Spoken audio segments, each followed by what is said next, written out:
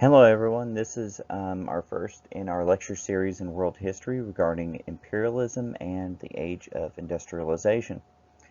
And so during this time we're going to be covering things that will reflect upon not only your readings but go beyond that for the course. This is of course world history, but one of our points is to have world history and a way to build up into your United States history for next year. So let's go ahead and begin. First, we see an image here. I have an image that's rather typical of the Industrial Revolution. You have laborers, you have smokestacks, you have urbanization, you have filthy looking air. This is just one of those things that kind of characterize that time period where there's progress, but it wasn't necessarily sterile. All right, so the Industrial Revolution. Of course, as we've said before, this has started in England and lasted from the mid-18th to the 19th century. That's not to say that industry went away after the 19th century, but by the time we hit the 20th century, we often start to refer things as perhaps the age of science. Sometimes we start talking about modernity or even post-modernity, but none of that's very important right now. What you need to know is that this generally starts, some people can say that it starts as soon as the time of the bubonic plague. Some say that it starts after that. So this built upon the old cottage industries using the English put-out system, where people would create products in their home for a business owner to sell. So the put-out system was that you would still have factory systems that would make finished products. However, resources, specifically cloth that was worked on looms, was made in people's homes. And so you might have the men out working as laborers or as farmers or something of that nature, while the women were at home weaving cloth or putting together other materials that could be sold to a business owner who would take it to his other establishment and either sell those products or have them made into finished products such as coats or something of that nature. England realized they could make more wealth from selling exports to other European powers and their colonies, while other countries simply sought gold and silver from their colonies. If you recall, we're talking about during the age of exploration, which intertwines with this, you had the idea of mercantilism. And mercantilism had many facets, but one is that true wealth is measured in specie. Specie is precious metals, such as gold and silver, and that there's only a finite amount of these within the world. Whichever nation held on to the most had the most wealth within the world.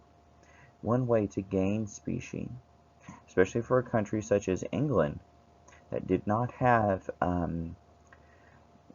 colonies that were rich in silver or gold, was to make things people would trade for.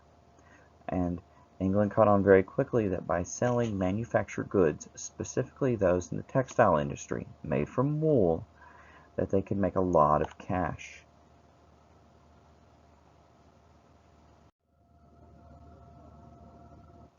Here we see another image. I believe this is an early steel mill. Very dangerous work, very hot. Of course, the working hours were excruciating. A lot of workers only had one day off a week. They were working 12 plus hours a day. It's just nothing anybody today would want by modern standards. So the Industrial Revolution continued. Gradually, landowners began to realize that they could make more money on wool, which was used in textile industries, than grain. If you remember, we were talking about the age of serfdom. Land ownership was seen as the only noble access to wealth. And so a wealthy landlord, who was a noble, gained the right to use the land from their monarchy, from their king. They then had serfs, who were people tied to the land, work the land, till the soil, specifically for grain, though other things such as vineyards and and perhaps here and there oil, like olive oil, things like that could be manufactured, but mostly grain was the staple. Well, landowners began to realize they could make a lot more cash off of sheep per acre of land than they could off of wheat. However, sheep don't require that many people to take care of, whereas especially using old medieval forms of farming was very labor intensive. It took a lot of work, a lot of people, a lot of the time out of the year. Sheep, you simply had to rotate your field so that the grass could grow, have some people manage them and shear them, and they could take care of themselves. So eventually, over time, landlords would find ways to evict serfs and peasants from their property, sometimes forcibly. And this was devastating on those people because many of them had lived for generations untold, living the same lifestyle, holidays, religious practices, living in the same piece of land generation after generation. This was very ingrained in their culture. And so to remove them from that was a difficult thing for them. Moving on, new machines lessened the need for manpower. As we mentioned before, after the bubonic plague, there was such a shortage of workers due to the loss of life that there was a lot of technological innovations such as windmills and water mills and simple forms of machinery that could do jobs with less people.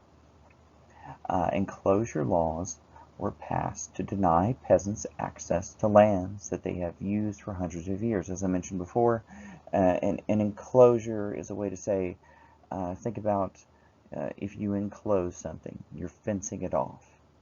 And what they were fencing these lands off from the peasantry and in for the sheep. Which brought up the phrase, I forgot who coined it, was that no longer did men eat sheep, but sheep ate man. And it's true in some sense back then. England's peasantry was forced out of the country, and they had nowhere to go, so they went to the cities. The cities were the only prospects for work. That's where these new burgeoning factories were found. And if you're pushed out of the country, there's nowhere else to go. This gave the factories the workforce they needed, but devastated the rights and traditions of the poor.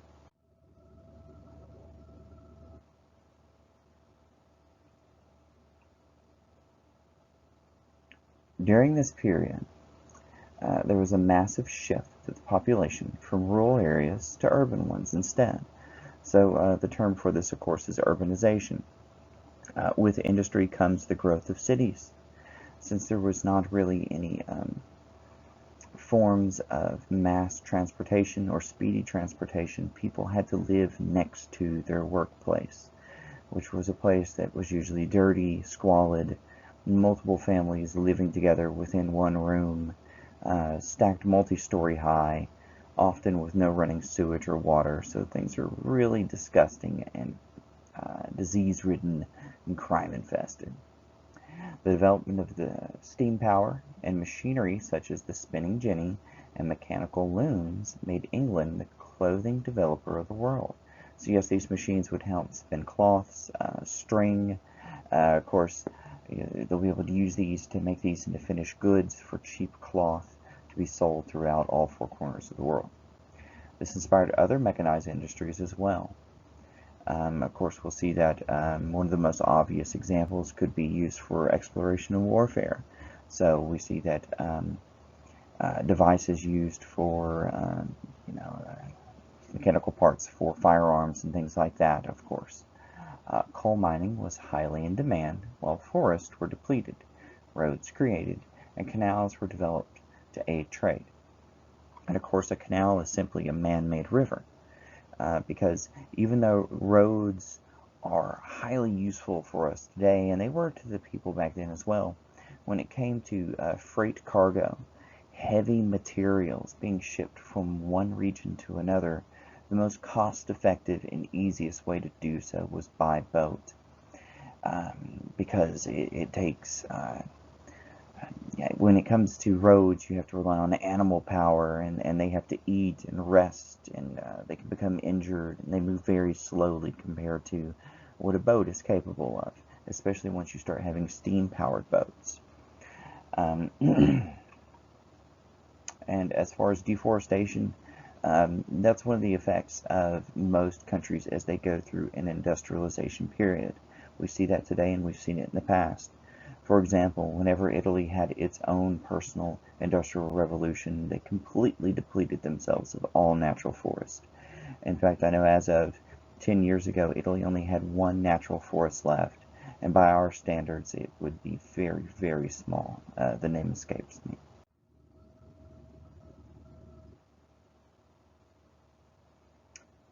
Here we have a family sitting together. Looks like a woodworker working at his station. There's his family living with him.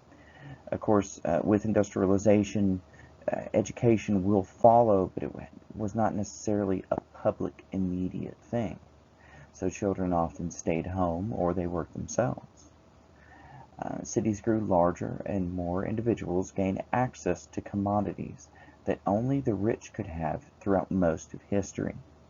So we're talking about commodities as in new, clean clothing, access of tools, metal tools, jewelry, fine things like exported spices, sugars, and of course alcohols were rampant within these cities. But people had spending power now. So though they had massive loss in their culture and the peace that they've known throughout a long time, now they had buying power.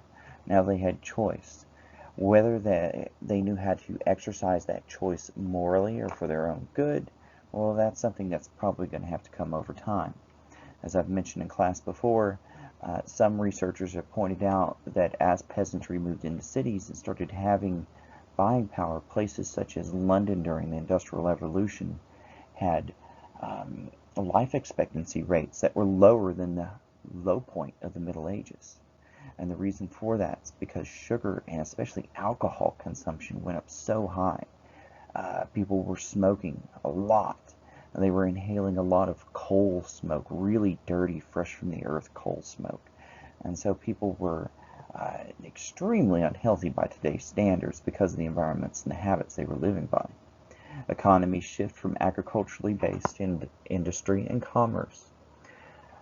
So as we've seen before, when you have industrialization, you have people, of course, they're no longer farming the way they used to. So now they're working in industry.